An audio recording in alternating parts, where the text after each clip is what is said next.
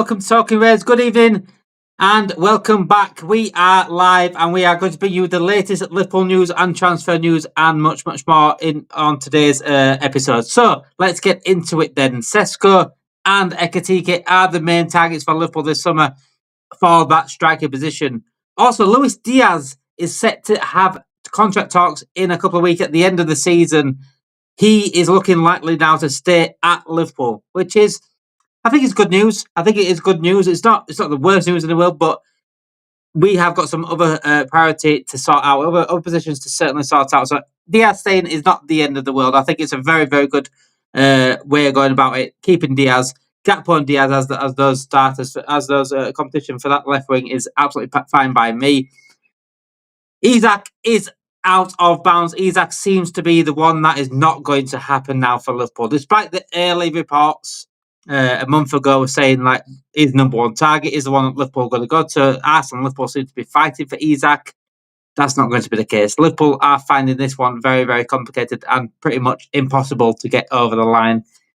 And this is what I said a couple of weeks ago. Look, I wasn't getting my hopes up for Isak because I knew we weren't going to pay for that sort of money, especially if Newcastle get Champions League football as well. There's no reason really for Isak to leave straight away. So Diaz as well. Stiller, more news on Stiller coming out today.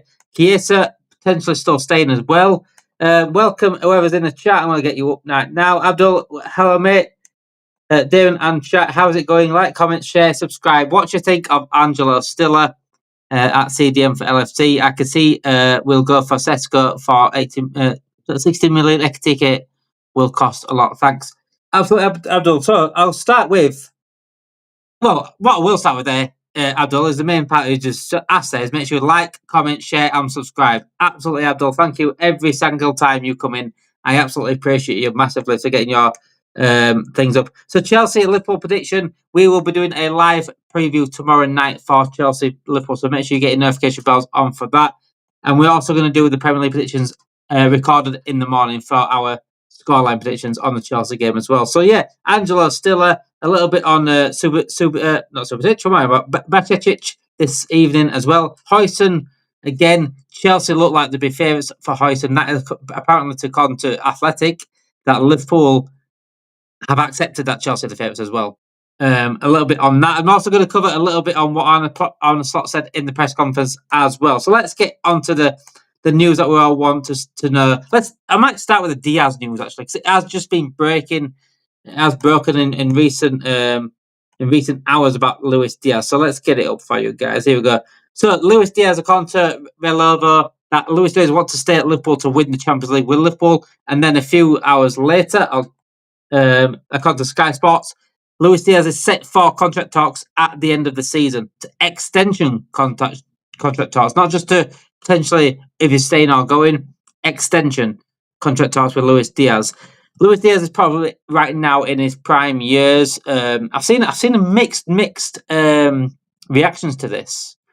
I've seen people saying, "Look, if Diaz goes, we want an upgrade. I think there's better players out there." And I believe that. I do believe there's better wingers out there. But then I've also seen a few fans saying, "Look, what's his hit on Diaz? Is his best season yet?" I don't think it is his best season yet. I think we're very, very reactionary to recency bias. I think Diaz has been fantastic in the last month or so. He had 3 games for me in a row where he was man of the match, and that was quite clear. He was clearly the man of the match in those 3 games. I think with the Everton game, I can't think who we played after Everton. West Ham one of them, and he came on the pitch as well off one, and I think he'll be in that as well. You never walk alone. Hope you're good. Hope you're good as well, Shay. Thank you for joining us tonight. Make sure you do smash that like button if you are joining us, and get your comments in as well. We're going to talk about Diaz. We're going to talk about Isak, Ekitike, Jota, Chiesa. Who else could be staying as well? Elliot potentially staying as well at Liverpool. We need depth. Keeping Diaz is very, very smart. I think it's not the worst. I think I've always been very, very open and very consistent on my thoughts on Diaz. The potential he had, and I said it when I did things for LFC Transfer Room. I said on a stream once that I think Diaz potential has the potential of like a Mane. He was that good when he came in at that point. I thought he's got Mane potential. Then he had a massive dip of form. Obviously, what happened with his father over in Colombia didn't help anything. Had an injury as well, came back, still not the same this season. So it got to the point where I think everyone was open for him to leave. I think a lot of people was open for him to leave last summer, and we talked about Anthony Gordon. Obviously, being a Liverpool fan coming up, I think Anthony Gordon can be better than Diaz, if I'm honest, and probably has had a better season than Diaz. But again, started the season fantastically. Did Luis Diaz absolutely on fire? This is the Diaz that we all wanted, and then again dropped off again. And then only in recent weeks, where I think recency bias is probably coming into people's minds and clouding people's judgments on his entire season, only in recent weeks we've seen that best of Diaz again.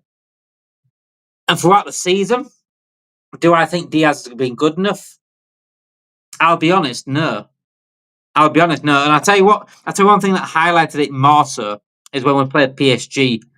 When we played PSG, we saw the likes of Kvaratskhelia, we saw Doi, we saw Dembele, we saw Barcola. Especially Kvaratskhelia and Dembele were levels above Diaz. And are levels above Diaz. And from what I do see of PSG on a constant basis. And with Diaz, again, he's coming into his prime now. If he's not going to get any better than what he is now, then it's okay to say, well, maybe move him on. But we are in the position of we work under FSG here. We're already talking about not getting a midfielder, which I think we absolutely need. So there's no way we're looking at left wing unless we do sell Diaz. And I can't see Diaz really pushing that. As Diaz said in that report, that he wants to stay at Liverpool and win the Champions League at Liverpool. So I have no reason to see that Diaz will push that in the near future. I'd say next 1 or 2 years. He might want to go to Barcelona in a few years, but Barcelona don't really need him. Barcelona don't really need a winger now. When they did go for Diaz, they wanted a winger. With Rafinha, Yamal, Olmo, they're all ripping it up right now. So I don't think they're even looking at a player like that. They probably look at maybe a striker because Lewandowski's he's not getting any younger. Other than that, I don't think they're looking at that position. So I don't think Luis Diaz will be going anywhere anytime soon. I'm happy with that. I'm absolutely happy with that. I think if Gapo wasn't good enough, then I wouldn't be happy with Diaz as the option. But because Gapo is good as well, Gapo needs. I think both of them, especially Diaz, need to add more output. They need to score more goals or get more. So they need to do more. Luis Diaz started becoming predictable. And that is why a lot of people prefer Gapo on that wing instead of Diaz, because Gapo's unpredictable. And the way he can get onto his right foot for a shot as quick as he can it's hard to mark. Diaz became easy to mark for players. All they had to do is show him on the inside. It didn't used to really beat the players on the outside and cross it in as much. But I actually see it for Colombia. It does that for Colombia, but it doesn't do much for us. Is that a tactics thing or is that Diaz? But he was doing it same under Klopp as well. He lost a lot of his directness under Klopp. Are we going to sell Darwin Nunez this summer? I think that's an absolute cert, if I'm honest, Abdul. I think there's only 2 certs this summer, and that's definitely getting a left back. I think that's quite obvious. I think Tsimikas is going to go, and Darwin Nunez is going. So we're going to get a striker. That's the only 2, I'd say, guaranteed. That's the only 2 real transfers I can probably guarantee you is a left back and a striker, just because Tsimikas is going, and so is Nunez. I think Nunez is absolutely gone. I'm absolutely fine with that as well. Hi, do you think we need a world-class replacement for Gravenberch for squad depth and rotation? I will get on that. I'm going to get on that because a lot of certain people in the fan base and the club as well, and the journalists are coming out now are saying, look, we're not wanting a CDM because of Gravenberch. We've seen it all before, right? We've seen it all before, and I know my football. I fucking live and breathe this shit. I play football. I watch football day in, day out. I know there's a big problem there. And I've seen it before, and I'll say it all over again. Exactly the same I said last season. When we didn't bring in a CDM last season, and we played McAllister there, I said, look, McAllister probably can play there. He's very, very good at playing there, but he's better going forward. Then we saw Endo come in that position. The only natural 6 would probably have, the proper natural 6 we have. And we saw McAllister at his best. This season again went into the season again, not looking at CDM. Well, we looked at Zubimendi, clearly need one. Gravenberch's done absolutely fantastic, by the way. He has been sensational. He's been a player that I wrote an article about back in when he was 18 at Ajax. I wrote an article on him saying I'd love him at Liverpool because of how confident he was at the age that he was, his ability to dribble on the ball, his ability to take the ball, the ability to... He never goes hiding. When he was 18 at Ajax, he never went hiding in any games, from what I saw. So, his ability to adapt, his ability to play across the three in the midfield has helped, and not only helped, it's saved FSG this season and the club in not getting that CDM. However, if we go into that season next season again with Gravenberch, McAllister, and Szoboszlai are free all the way through without rotation, without someone to rotate with Gravenberch, without someone to maybe put Gravenberch a little bit more forward, big mistake. Big mistake, because this tightness that we've seen will hurt us next season. This season's been a bit different. This season's a bit different because the tightness hasn't really caught us up in the league because of the gap we created for ourselves in the league. The gap that we got, we're not going to get that gap next season. The tightness hurt us in the Champions League. It hurt us in the FA Cup. It hurt us in... No, not the FA Cup, sorry. The League Cup final. That's where the tightness hurt. We do not have, especially at midfield area, we do not have the squad to go on really hard on all four fronts. The league was done. It was done by time, really, that they got tired for me, just because of Arsenal weren't really putting any sort of pressure on at all. I think if Arsenal or Man City were there and they put a little bit of pressure on Liverpool, I think that tightness might have hurt us in the league. I think that lack of squad depth in that midfield specifically might have hurt us in the league. But that gap that we created, the pressure was off, and we won the league before you could even talk about a genuine league title. I think Gapo should be starting on left wing with Diaz rotation on super sub. I think I agree with that, Shay. I think I absolutely agree with that. I think Gapo is the one to beat for that spot. I think it's a nice fight for them to have. At times, Diaz has been better than Gapo at times this season in his purple patches. But overall, I think the overall season and going into next season, I think Gapo is probably the number one. It's a shame that Diaz has been playing up front as well. He's not really a striker, is he? It worked out once in one game. Diaz had one good performance up front, and that was against Leverkusen, wasn't it, I think? That was the only good performance I could think of about Diaz starting up front. Is not a striker at all. We're definitely not a striker. And again, if we get a proper striker, that can only make Diaz and Gapo and Salah better, because they're playing off a striker that knows how to play that role. They're playing off a proper bagsman. You get someone like I say Alexander Isak like is an actual option to have here, but is my number one is Alexander Isak. I know we're not going to get him. Before anyone says anything in the chat, I know we're not going to get him. But if we got an Isak, he would instantly make Diaz and Gapo especially better. His ability to create space, his ability to have many men follow him, his ability to drive in spaces, his ability to link up with the wingers would instantly make our wingers better. Forget Salah for a second. He don't need to be better. He's as best as you get in the world right now. And I think he gets the best out of Salah as well, Isak. We need a number 9 in that position to not only for that position, but to help the likes of Diaz and Gapo. I think that will make them absolutely better. I'm scared Diaz will be like Martinelli. The Martinelli thing. Remember when he absolutely ripped us apart, Martinelli, and Klopp after the game, like, wow, what a player. He's not really hit anything, as it is. He's never really lived up to that hype, has he? But the hype was there for valid reason. It was real hype. It was valid hype at the time. This guy was absolutely brilliant. I thought, wow, why can't we get Martinelli here? And he just hasn't kicked on. He hasn't kicked on at Arsenal. And when they need him this season, they rely a lot on Saka. See, Saka is this Saka hype that Arsenal fans have is I think I believe in that, because Saka is absolutely fantastic. But he does need help from lots of Martinelli. And that Martinelli hype, it was it's mad to see him like he's dropped off so much. I don't get why. Maybe the pressure of Trossard behind him. I don't know. As in Shay said, that him and Trossard have both had screaming against us. I mean, Martinelli against us was absolutely sensational. I remember that game.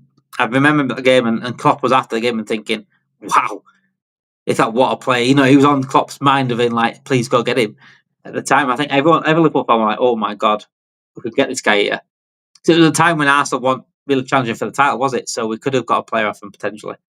Really hope Casey and Endo get more minutes, says Shay here. I'm going to go over, actually.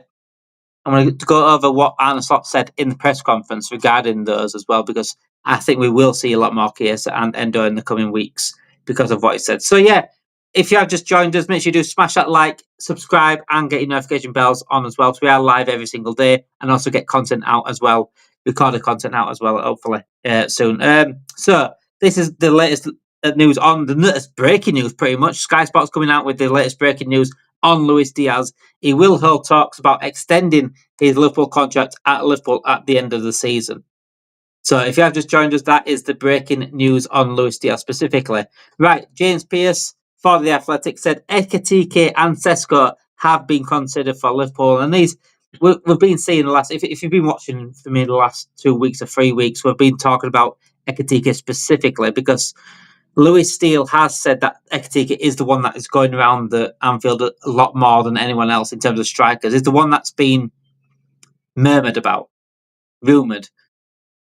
And it doesn't really impress me. I've already said like Ekitike would be a good signing if he comes along with someone else. If we was to get a bit of Jota and a Nunez, I'm happy to bring Ekitike and maybe another striker. But I just don't think he's that bagsman that I really would love to have, if that makes sense, on his own. But it seems to be looking that way, if I'm honest. Isak's clearly out of bounds at the moment. Ekitike is the one that is being banded around more than most. I think that is, if you're asking me right now, a percentage of a striker coming in, which striker, I'd say Ekitike is probably 80% right now, from what I've seen. I've not really seen others include like Osimhen, Sesko now. So I think this is the first time I've been properly linked with Sesko. But again, Sesko, he has his moments. I think Sesko has more potential than Ekitike. And what I mean by this is, when I say this, I don't think Sesko suits the Premier League more than Ekitike. I think as a player, he has more potential. I think he's a better player, potentially. Like his ability to score outside the box, his ability to drive players, his ability to... I think he's a better goal scorer than Ekitike. More clinical. But I just think Ekitike's build and his physicality, and I think suits Premier League a little bit more than Sesko. I think Sesko is a little bit more like, he's going to get compared to this. He's going to get compared to Werner because as that Leipzig striker ripping it up for Leipzig, I think he will automatically get compared to Werner. And I'm a falling into that pathway. I think he could be a bit like that. I mean, impressive. I know we beat them in the Champions League, but I think Sesko and Luis Openda really impressed me, and Xavi Simons. All three really impressed me when I played them. Sesko, I think, is one of those players that can really get a goal from nothing. That's why I think he's a better player than Ekitike, but I just think Ekitike suits the Premiership more if we're going to get any of those players anyway.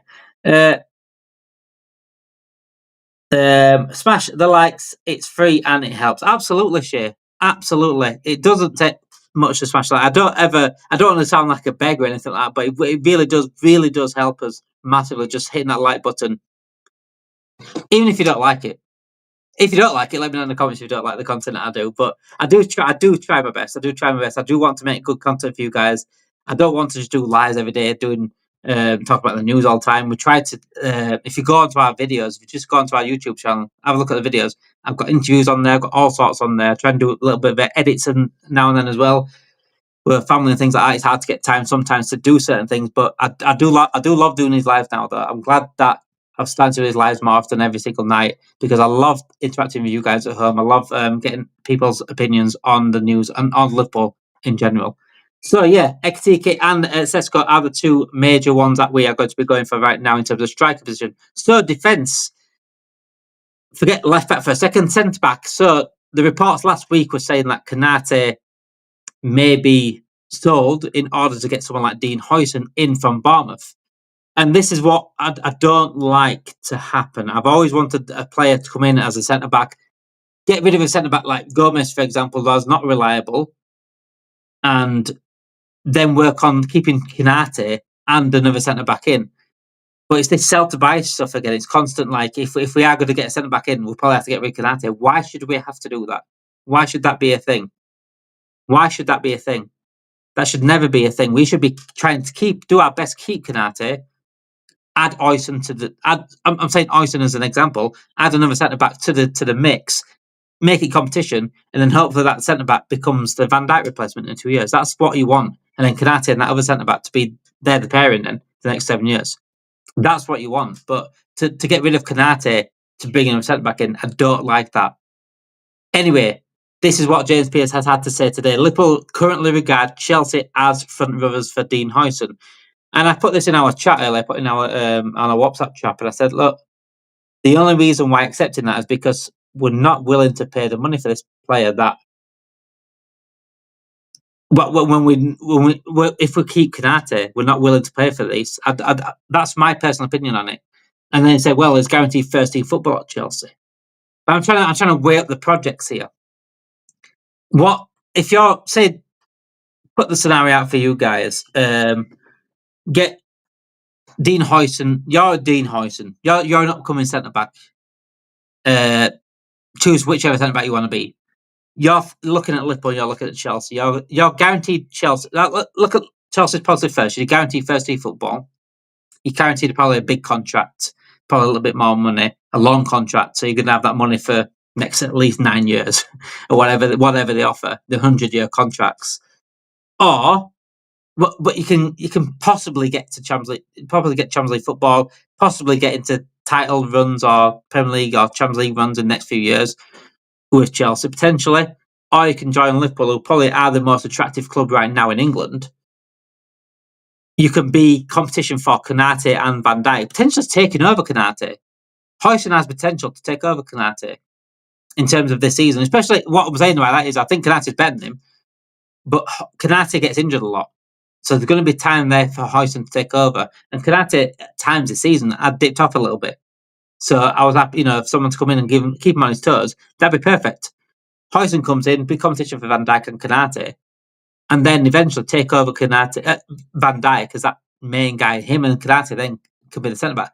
Which one's more attractive to you as a Huijsen? If you were Huijsen, which one's more attractive to you? The Chelsea first team or big competition at Liverpool, potentially get a first team, and eventually take over Van Dijk and learn off Van Dijk whilst you're here? And I think it's quite balanced. Yes, you want first team football, but at Liverpool Football Club, what we should be doing is getting players that want to fight for that first team football. We brought Luis Diaz in as cover for Mane. Mane was on the left wing. We won't cover for Mane. We're going to eventually take over Mane. But Mane was left wing. Diaz didn't come in and thinking, I'm just going to be backup.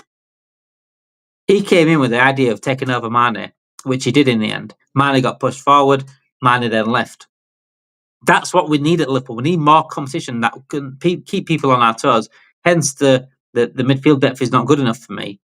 The defence depth, again, Gomez is always injured. Quansah, I was hoping Quansah was that sort of good depth as well, but his confidence has gone. I'm still keeping hope on Quansah. I think he still can come good.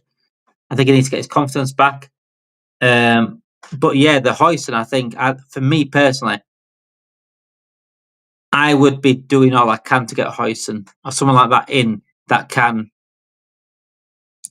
That would be there then for our centre back pairing for the next 10 years for me. Easy, and I think that would be we've got to go out and get the best. If we want a new centre back, we've got to go out and get the best out there, best upcoming centre back out there, and Huijsen's one of them certainly for me. Damon, you have to get Hooks to bring you on the stream. Loads of LFC members. Get over there, Shay. Let him know. Get on his channel. In fact, myself and Hooks are live tomorrow. Actually, I don't know what time yet. Hopefully, maybe about 12ish, 1ish. You'll find out time when the notification bell comes out when we are live. Myself and Hooks. So yeah, if you want me to go on Hooks' channel, Shay, comment in his comments and say, "Get Damon on here." Get Darwin on here. That is exactly what you need to do. I'm not going to force myself on a show. If he wants me to come on a show, it's absolutely fine. I absolutely appreciate him coming on my show, coming on here. He's a very, very good content creator, and he's working hard on it as well. I think he's on nearly 5k subs now. He's doing very, very well for himself, and I think I only have people on here that I really respect, and he's certainly one person I absolutely respect. Chelsea is the most decorated club in London. They all choose London over us. Don't put us down, Shay. We are the most decorated club in England. How about that? In England, we are the biggest club in England. We are the most successful club in England. I have PTSD for Caicedo. The one I don't even want to mention Caicedo ever again. I'm still flabbergasted. I'm still in the mystery of where that Caicedo money went. Scooby-Doo and his gang would not be able to find that. And I honestly think, I don't know where, really, that Caicedo moment, when we thought he'd signed that morning, even Klopp himself, Klopp skipped into that press conferences. He was like a kid in a sweet shop that morning, young Klopp. He skipped into that press conference thinking that we're going to get Caicedo. He thought we were going to get Caicedo and McAllister as a pairing. And I think, as a midfield three, Caicedo, Gravenberch, McAllister would be perfect. It'd be perfectly balanced. And you don't have to play McAllister as a 10. You just play as a 3 midfielders, maybe like a 6 and 2 8s. So, that's how it seems to be going now. The natural 10 seems to be going in English football. It seems to be like a 6 and 2 8s. Even like talking like Man City did sort of that, didn't they? They had Rodri, they had De Bruyne and Silva. Both of them they're both like sort of 10s, but they both play like 8s. I think it's like 2 6 and 2 8s. It's just a standard. It's like a 4-4-2 midfield with 3 midfielders, if that makes sense. There's no more like Cam speciality on that. Those 3 midfielders that in this day and age can sort of play anywhere in midfield, just like it was back in 4-4-2. But 4-4-2 days, these midfielders are just midfielders. There's no Cams, there's no CDMs. You can either attack or defend. We seem to be getting that a little bit more now in football, which I've noticed. Gravenberch can attack, he can defend, he can do pretty much everything. McAllister's quite the same. I like midfielders like that. I see myself as a midfielder like that because I play midfield on my games, and I love to play anywhere across that midfield. I absolutely just love playing midfield because you can get involved in everything. I absolutely love it. And I appreciate players like that. That's why I'm a big fan of McAllister, a big fan of Gravenberch, because I love a midfield that can play anywhere. That's why Steven Gerrard's always been my favourite player, my idol, because this guy could do everything. I'll be there to welcome you. Absolutely, Shay. Please, hopefully I'll be on there soon. I'll get the lads to sub up. Thank you very much, Shay. That would be absolutely incredible. I just appreciate anyone that even watches. I really do. I don't. I started this channel just for the sake of. I came away from another channel because I wanted my own ideas. I thought I had my own ideas. I came away from that. I started my own thinking, I'm just going to have a laugh here. But it's been an absolute pleasure to.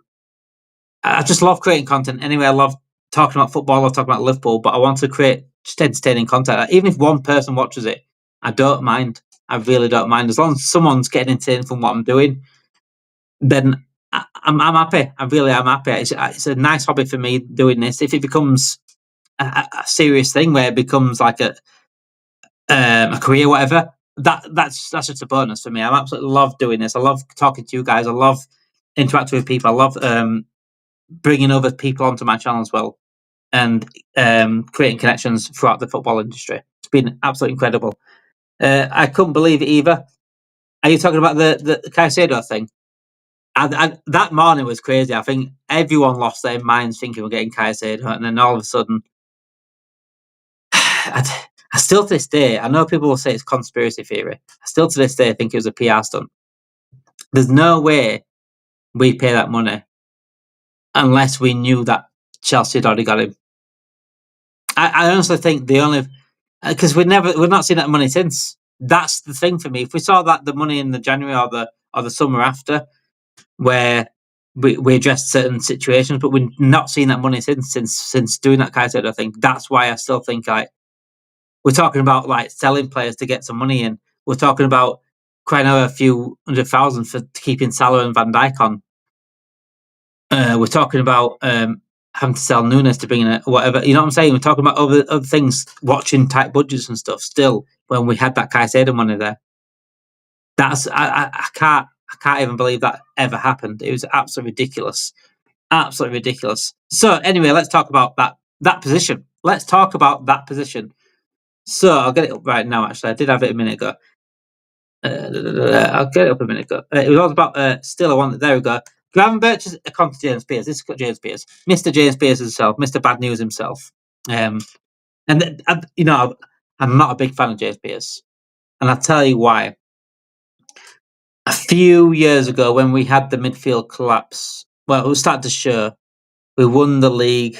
What year was it now? So we had that year, and then we did the cup double, didn't we? Did the cup double that year? It was quite clear for me the midfield was dropping off. That cup double year was quite clear for me the midfield was dropping off. That year alone, the cup double year, was based on hard work. We needed a midfielder added to that in the summer prior. That was sheer, everyone literally giving all they've got left in that season. And it was quite clear we needed a new midfield. It was quite clear we needed at least 2 or 3 midfielders. At least. It was quite clear that Edinson was never going to be that level again. Fabinho was the only one that his drop-off just came from nowhere. I just think he was absolutely knackered. Because he was doing a lot by himself. It was quite clear that midfield wasn't good enough. So going into the season after, for me, we needed that midfield. And then what I saw in the summer is James Pearce, and this is where I lost a lot of respect for him. And I didn't like what he did.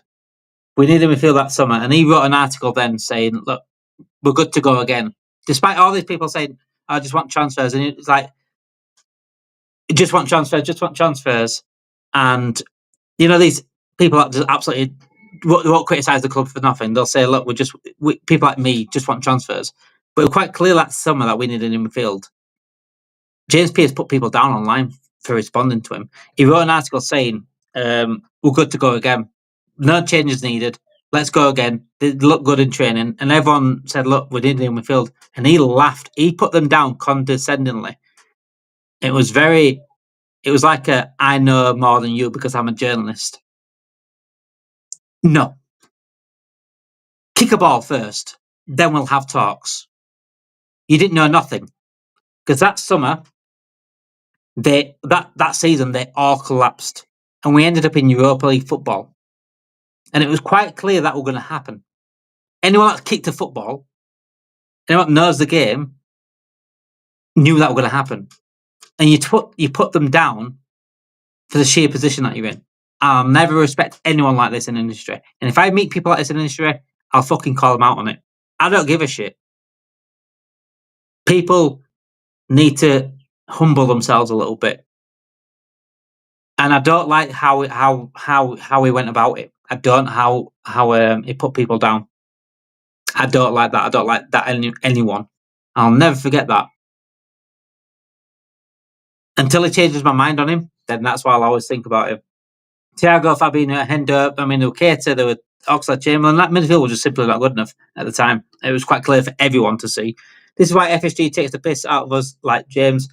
I mean, and journalists like that. There's a lot of journalists I absolutely respect, by the way. There's a lot of journalists that gaslight fans and put fans down because they're in certain positions. But then they go to press conferences and ask stupid questions. They never ask the real questions. When the time was right, the season when we was dropping points and our midfield was crumbling, it was quite clear to see they never asked the hard questions. They never do that for Klopp. They never did it. They never will do because they lose access to their club. That's what they're very, very scared about. And instead of doing a journalist's job, your journalist there to ask the tough questions at times, and they never ever did that. I mean, I saw a question today in the press conference. What was the biggest celebrity that messaged you to Arne Slot? What kind of fucking questions that? What was the biggest celebrity that messaged you? What? Like, who cares? If all you care about is getting celebs in and stuff like that, or clicks on celebs and stuff, it's just, yeah, it probably might get you a good clickbait article. Oh, Daniel Craig messaged him. Oh, it'll get you good views on Google because of the algorithm and things like that. Keywords. I wrote articles. I know how it works. Keywords, Daniel Craig. It'll come up more than what, you know what I'm saying, Daniel Craig, Liverpool. And then it's stupid questions. There's no football without fans. Respect the fans and their opinions. Absolutely. I mean, the fans pay for their money. They pay their wages. Without fans, people in football won't be able to work. And this is why I had the grime of Joey Barton saying, why are fans celebrating? Without fans, lad, you won't even have a career, so shut the fuck up. They ask the questions that allow them to come back next week. Absolutely. Absolutely. I think in the past, there's times where if I was ever in that press conference room, I don't think I'd be invited the week after. But I think people like Slot would appreciate me because Slot is quite truthful. Slot likes to be truthful about things. He likes to be open and honest. And that's what you need to be as a journalist. Go into journalism.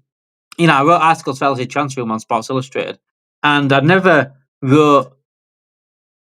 hold back on what my opinions was. Sometimes you'll write articles and put like a fan opinion at the bottom. And a lot of people liked what I wrote because I never really, beat around the bush with certain things. And I think that's how you should be. I think that's how journalists really should be. If you're going into journalism or this sort of industry, content creating industry, you've got to be honest. You've got to search for things like ask the hard questions. How do you get through in life without asking the hard questions? Do you just accept everything?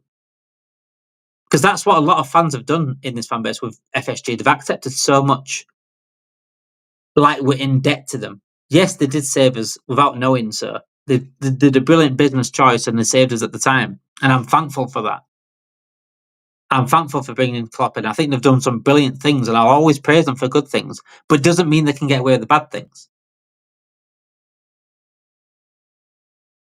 You could have someone out there, you could have a friend out there that might cook you the best fucking, just a friend, just to cook you a nice meal. Does it mean they can slap you in the face when you're eating it? That's what I'm saying. So we've got to be honest here about certain things with the FSG, and this is why there's a big divide in the fan base because no one really listens. No one really listens. The ones that are then criticise them won't listen to others because they think we're all FSG out every single day. And I said loads of times, look, these people that are online on Twitter, especially that are FSG out of a day, tagging Linda in, doing stuff like that. That's weird. That's really weird. And what you're doing there is you're ruining the actual argument for people like myself that say, that have qualms with FSG for real valid reasons. I think FSG have a chance to turn things around again. I think FSG have a chance to get me back on board in terms of what they want. The only reason why I'm fully I don't really want them here anymore because their mind is business only. They will force real fans out of the club for the sake of money. And I can't ever align with that moral. I can't ever do that. That's not me. Football's about real fans and going there as real fans and looking after the fans and making sure football is for the fans because it's created by the fans. And exactly why I like the Super League thing. I think if Super League comes around again, John Henry slaps your hand off, and I don't want that. I think everything he's done is looking after the business side of things rather than football at Liverpool. But I will also praise him if he does do good, like getting out of slot, for example. I always do that. I'll always be honest about that.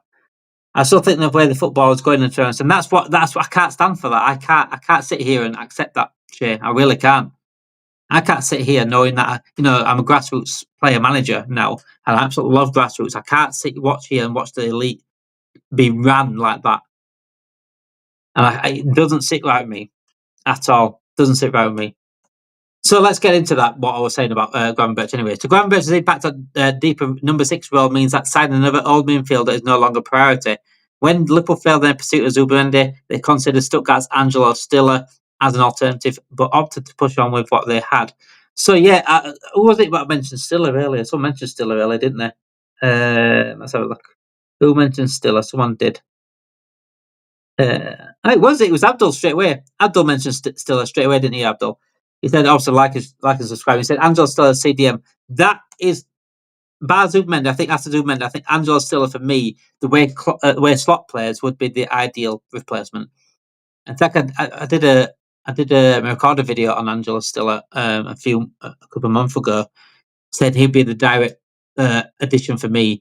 You could either play him on Gravenberch at 6, or you could play alongside each other in that double pivot. For me, I think we need someone that can control the game passing wise because we're losing Trent's passing ability. all we have now then is one way of playing. We need different ways of playing football. We need a passer in that midfield. We're not going to get a right back like Trent. There's no other right back out there like Trent that can control games. We need one in midfield. And that's not Gravenberch or McAllister in that CDM position. That's a Stiller. That's a Zubimendi. That's why it's so important to get someone like that. And Gravenberch, again, falling off a cliff because he's knackered. It's going to hurt us. It's going to hurt us. We're going to make the same mistakes again. We're going to stand still again and make the same mistakes in the past. That's what I don't want to happen. That's what I don't want to happen. And if we don't get midfielders, simply because we've run out of budget, we'll address the left back. Fair enough. Centre striker. Fair enough. Centre back, if that. And after that, this is why I can't see us signing 4 or 5 players, because what we need, even Jamie Carragher himself says we need 4 or 5 players, and he never criticises the club. And I can't see us signing 4 or 5 players.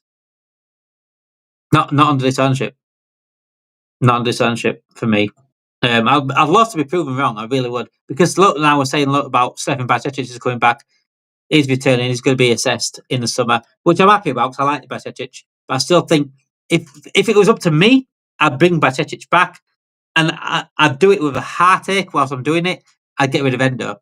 I absolutely love Endo, but in terms of that position, I think we need a massive upgrade. And I think I would use Endo as the sail on, because we don't really need him. You've got Bajcetic and another player. And that, I say that's saddened because I do like Endo. I just think he's never going to be that. And he's he didn't get brought in to be at number 6, really. He got brought in to be a squad player, which he is. But for me, I would keep Bajcetic and then I would get rid of Endo, personally. But it might not be going as well. FSG needs to start investing in the club, Abdul. I don't think they need to invest their own money. I just think they need to be a bit more loose a little bit with the budgets, because we make money like nobody's business. We're breaking records every single season. We just got another 300 million for winning Premier League added on, with like the TV revenue and competing in the Premier League alone. So there's no need to add their own personal budget. They just need to be a bit less tight. That's what it is. Also, another player that could potentially be staying is Diego Jota as well, on James Pierce, because Jota could. There's no reason for Liverpool to push him out the door, and if he wants to stay, I think he'll absolutely stay. Same with Harvey Elliott again. Harvey Elliott's he's happy to stay. He wants to fight for his place. I'll absolutely love that. You can tell Harvey Elliott is a Liverpool fan. Global Liverpool fan, wants to stay here, wants to fight for his place. Absolutely love that. I think he wants to play a big part. I think the difference between Harvey Elliott and Trent, obviously, being a Liverpool fan sort of side, is Trent's played his part in the success. Harvey Elliott probably don't feel like he has. He hasn't filled what needs to be filled. I think he wants to do more as a player. But Arne Slot did speak about it in his press conference. Right, let's go through what Arne Slot said in the press conference. Obviously, I got asked about the title win. One of the best days of my life, and it was the same for me in terms of the fans. He also got a message from Jurgen. He says, "Congratulations, now you know how special the club is and you are part of history." It was really happy for me and the players and the fans. It was so nice that the transition from Slot to Klopp with us and the Slot chanting to the Jurgen Klopp chanting. I think it's been the perfect transition in terms of manager. Probably one of the best transitions I've ever seen in terms of managers. Anyway, incredible. So, yes, he was asked about, so I mentioned earlier, we hopefully see more of Endo in Chiesa. He was asked about the lineups coming up, and Slot has admitted that we will be seeing a few changes in the upcoming games. With the 4 games left, nothing to lose now. That's it. We've done the league. It's pretty much done. It's done, so there's no reason to not play these players. My lineups will be different. We are not going to change everyone, but there will be a few players that will come into the team. And it's a shame that it's done this way. Now we've won the league. Chiesa can get some minutes. Elliot can get some minutes. I don't like that, but it would be nice to see Chiesa and Elliot. And again, Chiesa might not go. Again, Liverpool not pushing him out the door, which is good. Chiesa seems happy at Liverpool. We saw the report yesterday about the reason why Chiesa hasn't been starting or not playing as much is because the Arne Slot's team saw massive disappointment in him against Plymouth. But I call that bullshit, because at the end of the day, no one played well against Plymouth, and I still keep seeing people starting over him. But yeah, it would be nice to see like the Chiesa. In fact, chat, actually, let me get in the chat, actually. Chat. 1 second. Hello everyone. I'm just getting caught up in the chat here. I was going to get up to the chat. Injuries on loan messed up Potential's progress. It's going at Las Palmas. It didn't go well at Salzburg, did it? Really, at that in the Austrian league, but Pep Linders won it. Harvey Elliott's more of a sub or a squad player, isn't he? I don't know, because I wanted to see Harvey Elliott as that player that's playing that role under Slot. I think he, in that role, that specific role, I think he offers more than Szoboszlai in terms of creativity, certainly. Goals, creating chances. And that's what I want in a player there. But again, Harvey Elliott's physicality is not matched to Szoboszlai's. It depends what Slot wants, doesn't it? Does he want someone that's physical but not as creative? Or does he want someone creative that's not as physical? Oh, it'd be better just to get someone that's physical and creative in that position. But I do really like Harvey Elliott. Really like Harvey Elliott. I said he'd be the one that I think he'll do better than Curtis Jones in terms of the long run. But yeah, it's a shame that I haven't seen him. But like Arne Slot said in the press conference, he got injured. He wasn't the same when he come back from injury. But now in recent weeks, he's seen a bit more of him and is becoming better. So he might get more game time next season. Hopefully, anyway. A little Real McCoy, you are an idiot. It's better keeping both Endo and Steph. Who's Steph? You mean Steph Curry? I don't know about in Steph. Oh, Stefan Bajcetic. Oh, it's an F, I think. But no, but regarding that, I like Endo, but I want competition for Gravenberch, or maybe someone to play Gravenberch's role and Gravenberch move forward a little bit, and that's never going to be Endo. And is Bajcetic going to be that competition? Potentially. So what I would do, I think Bajcetic as growth and as I'd keep Bajcetic for a second. If I'm going to keep anyone, I'll keep Bajcetic because I think he's got obviously more potential than Endo. Endo hasn't really got any potential, and I get rid of Endo and bring in someone better that can play. I can give Gravenberch competition. I'm not saying Endo. I dislike him. I absolutely love Endo. I think he's been a brilliant signing, but I want actual competition for Gravenberch, and Endo's never going to be that. If you think something different, go for it. But we'll see what happens in the season. We'll see Gravenberch get knackered again because he hasn't got proper competition. We'll see Gravenberch get knackered again because he hasn't got rotation. We'll see conceding goals a lot because we haven't got a proper six there that knows how to play a role properly. Because as much as Gravenberch has been brilliant in six, he leaves a lot of gaps. He's not that defensive-minded player. I want to see Gravenberch box to box. That's why I want to see Gravenberch because that's why he was at Ajax, and that was him at his confident best. He's been sensational this season, and I want to keep him playing, but it needs to be box to box for me, or a rotational six, where he's not playing every single week there, because again, you see now how tidy has got this season. Going on to Slot, what he said about Trent as well. He was asked about Trent, obviously, because Salah signed, Van Dijk signed, Trent still yet to sign. We're still in the clouds of Trent at the moment. I think we need to know about Trent, though. I think we'll be nice. And now the league's turned up, we need to know what is going on now. If there is any news, I wouldn't say you are the first to know. As long as there is no news from us, this is not the place to talk about the situation. Which it's always been like this with these contracts. It's always said it's not the place to talk about the situation. I'm not going to talk about it here. So why did they keep? This is what I'm saying about journalists. Why do they keep asking him for them? Why do they keep asking about Trent contract? You're not going to get an answer from him. Even if he had the answer, you weren't going to get it from him. It's got to be done properly. It's just a waste of time. I won't go in there. I won't travel to Liverpool, get into the press conference and fucking waste my breath on a question that you know the answer to. It's just lazy journalism. It really is. 1 second, I'm just going to get on to what he spoke about. The French players, there we go. They don't have anything to prove to me. I don't think these players have anything to prove to me, but they want to prove it to themselves. That's what they are good enough to play for us. And I like that. You know what? It's saying like of Elliot, Chiesa, whoever's on the sidelines, Jones. They don't have anything to prove to Slot. He thinks they're good. But what they need to do is start proving to themselves. Do you want to be good enough for Liverpool? Do you want to give competition to Gravenberch? Do you want to give competition to Szoboszlai? Do you want to give competition to Diaz, Gapo, whatever? That is on you as fringe players. Be better.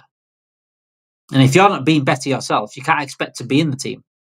It's as simple as that. If you want to be in that first team above anyone else, you just be better. You prove to yourself that you're good enough. It's as simple as that. If you're happy to stay here, then you got to show yourself. Or you're just going to be a fringe player for all the time. It's as simple as that. This is what I said about Elliot. Here we go. I think it's very important that people who are here want to stay. Harvey is one of them who hasn't had enough playing time and has deserved, but he has competition with good players and he was injured. I have to be honest with him.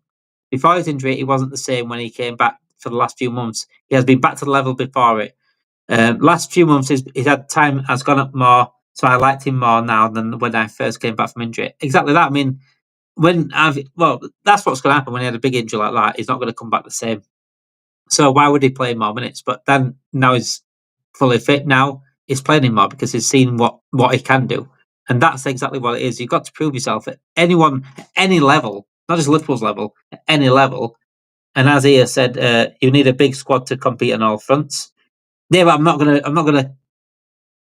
gonna deplete the squad though here, Real McCoy. I'm just replacing Endo with a better CDM that can give competition for Gravenberch.